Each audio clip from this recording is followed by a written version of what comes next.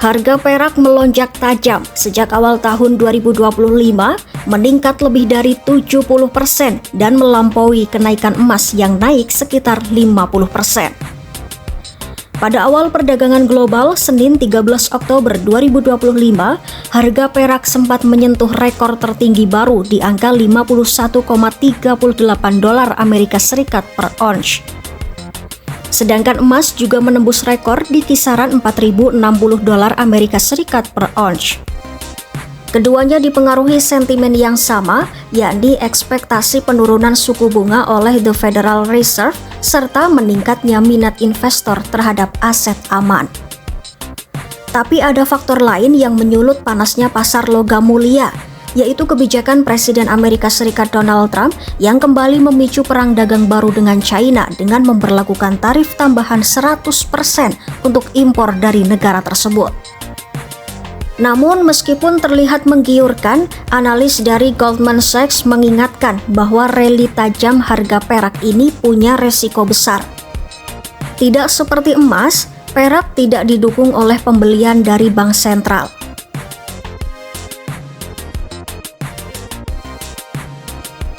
Selama ini, pergerakan harga emas dan perak cenderung searah. Namun dalam beberapa tahun terakhir, pola itu berubah.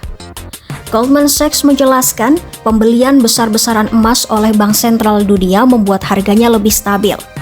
Sedangkan perak lebih bergantung pada permintaan industri, terutama di sektor panel surya dan teknologi. Hal itu membuat harga perak lebih mudah bergejolak. Artinya, saat harga emas naik, bank sentral tidak akan beralih ke perak sebagai pengganti. Mereka tetap mempertahankan cadangan emas untuk menjaga nilai. Secara fisik, emas pun lebih praktis. 1 miliar dolar dalam bentuk emas bisa disimpan di dalam satu koper, sementara 1 miliar dolar dalam bentuk perak membutuhkan satu truk penuh.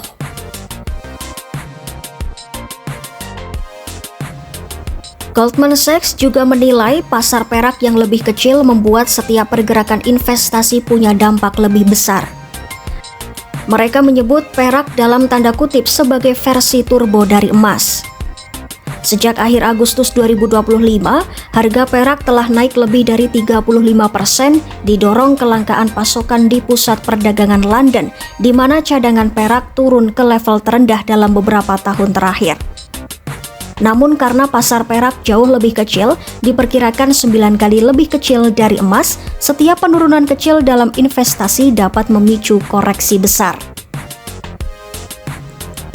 Analis menulis, tanpa dukungan bank sentral, sedikit saja penurunan investasi bisa mengembalikan rally perak dan mengakhiri ketatnya pasokan. Dalam jangka menengah, perak masih berpeluang naik jika The Fed benar-benar memangkas suku bunga, namun dalam jangka pendek, resiko gejolaknya jauh lebih besar dibanding emas. Perak memang menawarkan kesempatan keuntungan yang lebih cepat, tapi seperti pedang bermata dua, harganya juga bisa turun lebih tajam saat sentimen berbalik. Pertanyaannya, dengan harga perak yang sudah melejit dan mengalahkan emas, apakah ini saat yang tepat untuk beralih investasi? Sejumlah pakar menilai, jika tujuannya adalah ketahanan nilai, emas masih jadi pilihan utama. Namun bagi yang mengejar potensi keuntungan cepat, perak bisa menjadi aset beresiko tinggi dengan imbalan besar.